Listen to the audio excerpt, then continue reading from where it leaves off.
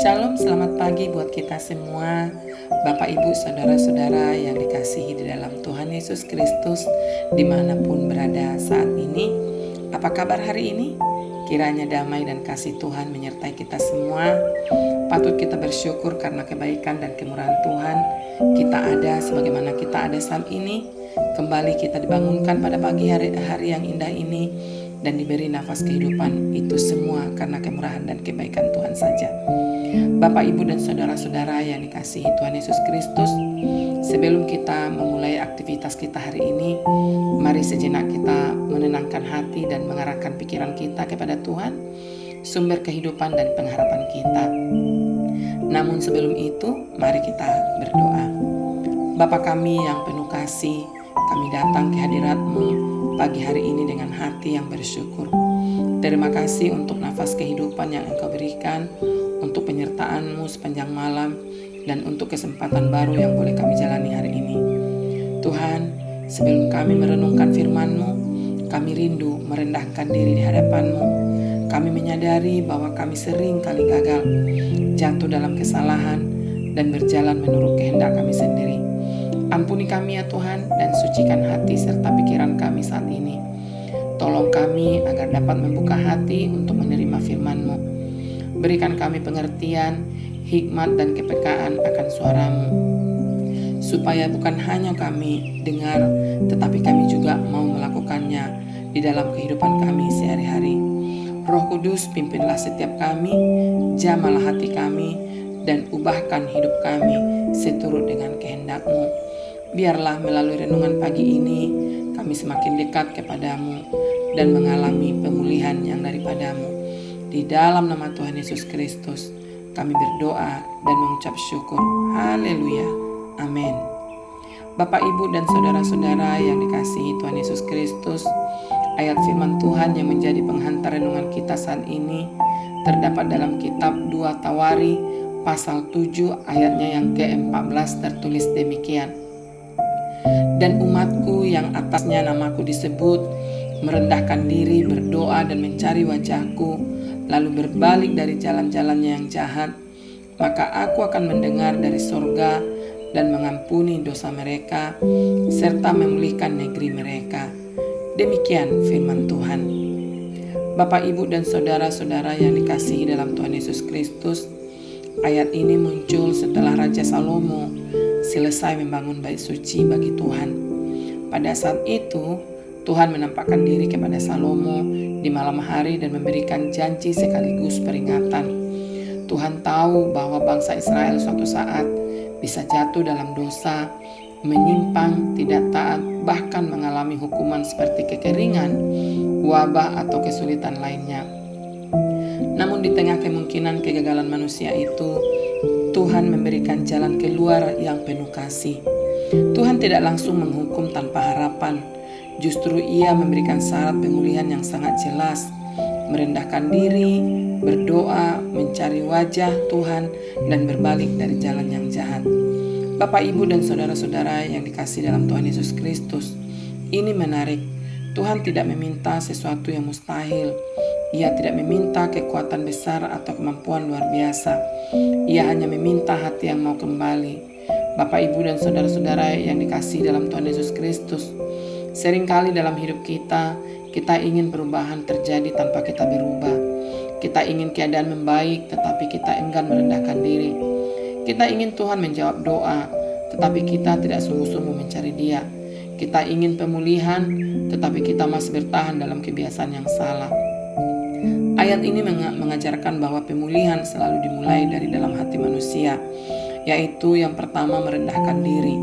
Bapak, Ibu, dan saudara-saudara yang dikasihi dalam Tuhan Yesus Kristus, ini berarti mengakui bahwa kita tidak bisa mengandalkan diri sendiri.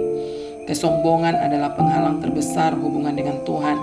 Saat kita rendah hati, kita membuka ruang bagi Tuhan untuk bekerja. Yang kedua adalah berdoa. Doa bukan sekedar rutinitas, tetapi komunikasi yang hidup dengan Tuhan. Dalam doa kita membawa beban, pengakuan, dan harapan kita kepadanya. Yang ketiga adalah mencari wajah Tuhan. Artinya bukan hanya mencari pertolongannya, tetapi mencari pribadinya. Kita rindu dekat dengan Tuhan, bukan hanya dengan berkat-Nya. Bapak, Ibu, dan saudara-saudara yang dikasihi dalam Tuhan Yesus Kristus, yang keempat adalah berbalik dari jalan yang jahat. Inilah pertobatan yang nyata, bukan hanya menyesal, tetapi berubah arah ke yang lebih baik. Dan ketika semua itu dilakukan, janji Tuhan sangat luar biasa. Ia akan mendengar dari surga, mengampuni dosa, dan memulihkan. Pemulihan itu bukan hanya secara rohani, tetapi juga bisa terjadi dalam kehidupan, keluarga, pekerjaan, bahkan bangsa. Bapak, Ibu, dan saudara-saudara yang dikasihi dalam Tuhan Yesus Kristus, renungan pagi ini sangat relevan sekali untuk kita hari ini. Di tengah-tengah kesibukan, tekanan hidup, dan berbagai pergumulan, bahkan mungkin kita saat ini sedang terpuruk karena hutang yang melilit, keadaan ekonomi keluarga kita yang tidak kunjung membaik. Ingatlah bahwa Tuhan tidak menjauh. Ia justru menunggu kita kembali, bukan dengan kesempurnaan, tetapi dengan kerendahan hati. Pertanyaannya untuk kita pagi ini, sudahkah kita sungguh-sungguh kembali kepada Tuhan, atau kita masih bertahan dengan cara hidup kita yang lama? Hari ini adalah kesempatan yang baru. Tuhan tidak menutup pintu, Ia justru membuka jalan pemulihan bagi kita yang dengan penuh kerendahan hati datang kepadanya. Amin. Mari kita berdoa. Allah Bapa kami yang penuh kasih dan setia, terima kasih untuk firman-Mu yang telah kami dengarkan pada pagi hari ini.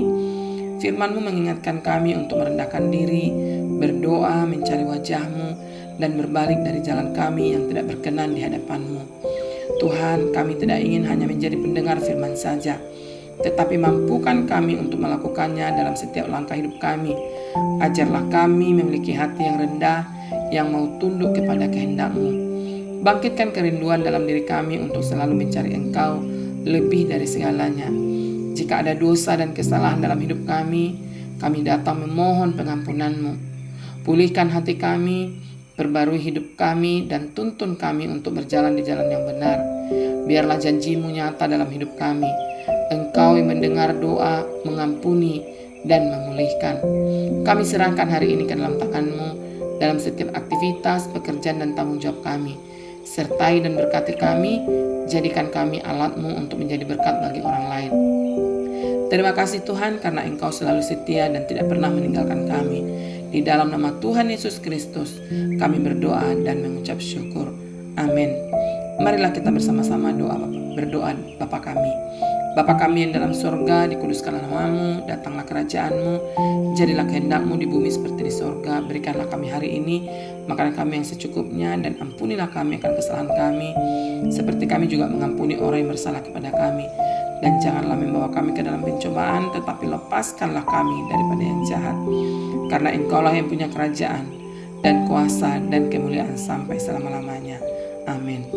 Bapak, Ibu, dan saudara-saudara yang dikasihi dalam Tuhan Yesus Kristus, lakukanlah firman Tuhan yang telah didengar, dan terimalah berkat daripada Tuhan. Tuhan memberkati kita dan melindungi kita. Tuhan menyinari kita dengan wajah-Nya dan memberi kita kasih karunia. Tuhan menghadapkan wajah-Nya kepada kita dan memberi kita damai sejahtera. Kasih karunia dan damai sejahtera dari Allah Bapa kita dan dari Tuhan Yesus Kristus menyertai kita selama-lamanya. Amin. Puji Tuhan Bapak, Ibu, dan saudara-saudara yang dikasihi dalam Tuhan Yesus Kristus. Kami percaya firman Tuhan ini boleh menjadi berkat dan kekuatan bagi kita semua.